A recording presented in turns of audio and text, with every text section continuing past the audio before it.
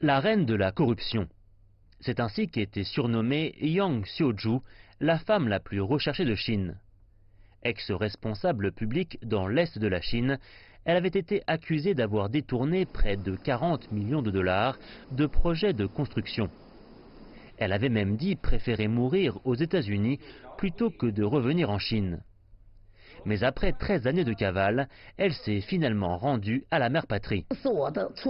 J'assumerai mes actes et je souhaite ajouter quelque chose. Je conseille à tous ceux qui sont en cavale ou qui se trouvent dans un pays étranger comme moi de rentrer en Chine. Pensez-y. Je suis la personne la plus recherchée par la Chine et j'ai été traitée par notre pays avec respect. Alors s'il vous plaît, revenez.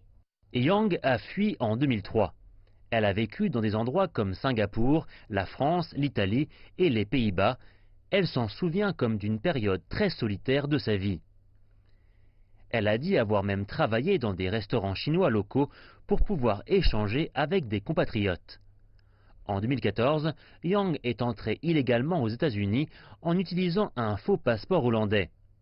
Mais les autorités l'ont arrêtée et elle a passé sur place près de 2 ans en prison avant d'abandonner ses efforts de demande d'asile. À l'extérieur, la douleur, les responsables en Chine ne la supportent pas. Mais nous le savons à l'extérieur. Revenez, fugitifs, il ne sert à rien de fuir.